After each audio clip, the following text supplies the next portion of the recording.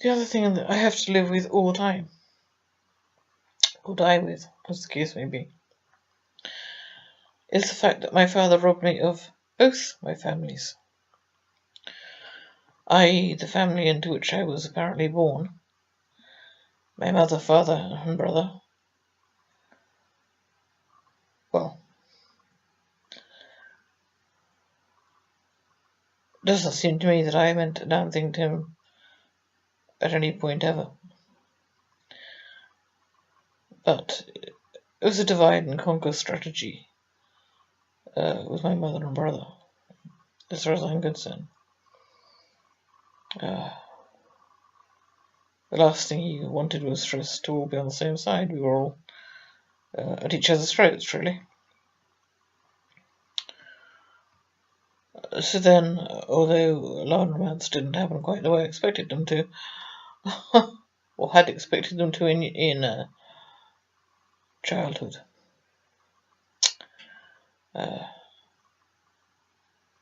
I did, in chronological order, have a daughter, get married, and have a second daughter. Which is to say, I created a little family of my own. Well, my husband had a large hand in breaking up that one, but my father robbed me of that one as well. The first time, 5 weeks after our wedding, I hadn't done a damn thing. The first time that my husband beat the hell out of me and put me in hospital overnight, my father patted him on the back the following morning. The messages that I got and that my husband got was that I thoroughly deserved to have the shite beaten out of me. It was a green light to do it again.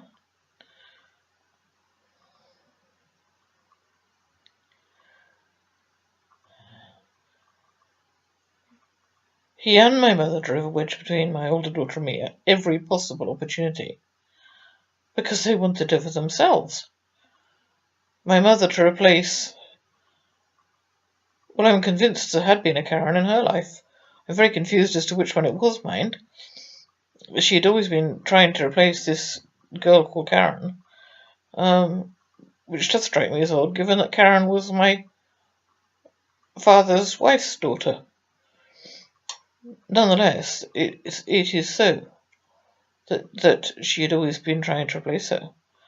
She tried to persuade me to call each of my daughters by that name.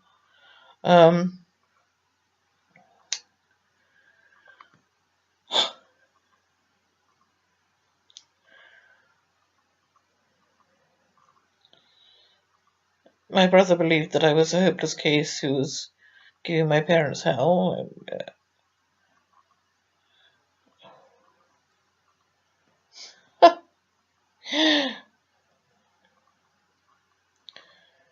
The same father who had abused me from infancy had my older daughter taken off me on the grounds that I was placing her in moral danger by modelling work and topless go-go dancing. I don't think it really equates to sexual abuse. She wasn't touched. Well, not by me, nor anyone who I placed in her life.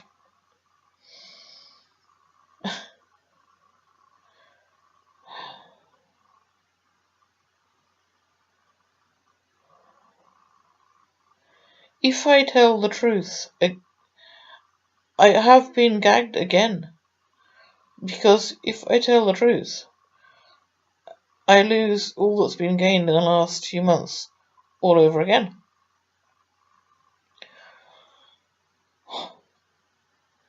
I do want to have some of my family left at the end of my life. I don't particularly want to die alone. But there are certain things that I can't say without losing them again.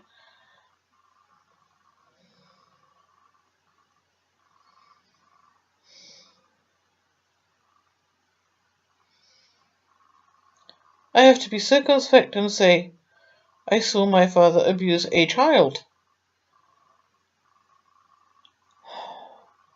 And the child was a child who meant a lot to me.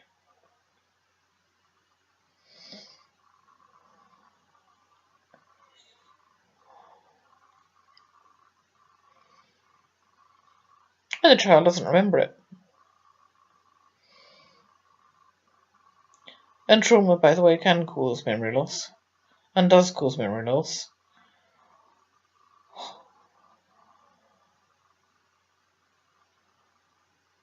But from everything she says, that was by no means a one-off incident. By no means a one-off incident.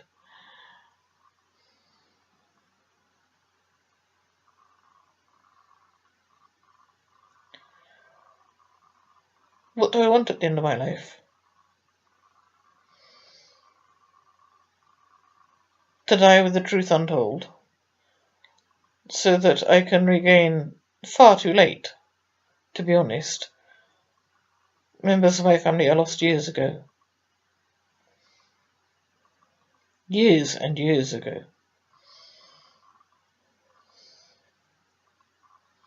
Who am I kidding?